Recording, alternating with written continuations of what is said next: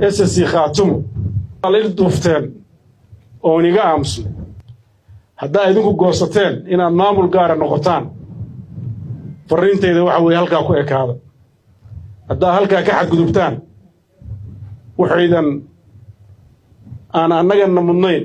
idinkana aad mutaysan ayay arrintu isu bedelaysaa maalmihii u dambeeyay waxaad ogtihiin in gobolka Sanaag qalalaasa badan lagu dhaxwaday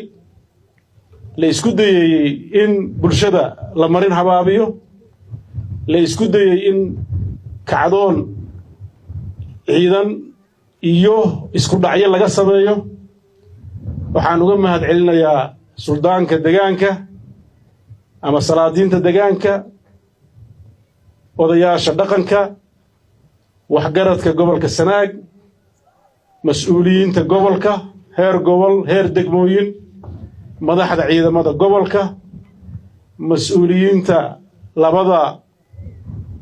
gole ee dawladda u matala gobolka iyo dhammaan dawladda Puntland sida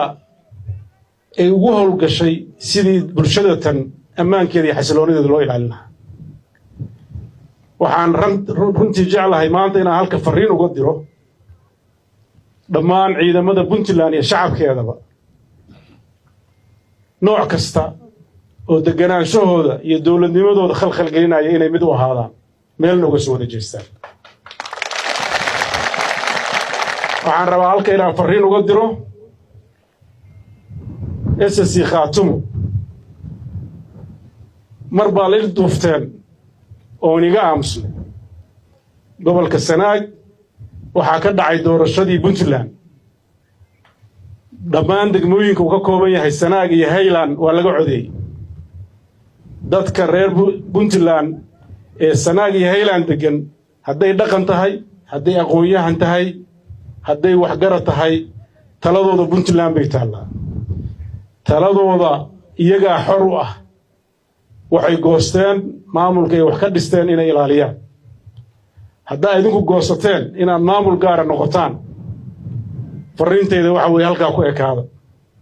hadda halka ka xadgudubtaan waxaydan aan annagana mudnayn idinkana aad mutaysan ayay arrintu isu bedelaysaa waxaan rajaynayaa inaad maamulkiina ku ekaataan faragelinta ku haysaan gobolka Sanaag iyo Highland ay joojisaan madaxda dawladda federaalka ah waxaan ka xumahay waxa ay ka shaqeynayso haddii dad mas'uuliyiin ah oo gobolada ka soo jeeda ay jiraan meesha ay joogaan ka shaqeeyaan Puntland waxay leedahay mas'uuliyiinteeda waxay leedahay madaxdeeda la doortay waxay ku filan yihiin dadkooda iyo deegaankooda waxa yaab leh iyadoo maalintii maanta ahayd deegaanka Moqokori ay al-shabaab qabsadeen ciidamadii dawladda iyo ciidamadii deegaanka dayac dartiis u farxanayaan in la leeyahay dawladda federaalka ah hub iyo ciidan u soo diraysa Puntland waxaa lagaga aamusay oo runtii lagu dacweyn dawladda federaalka gabood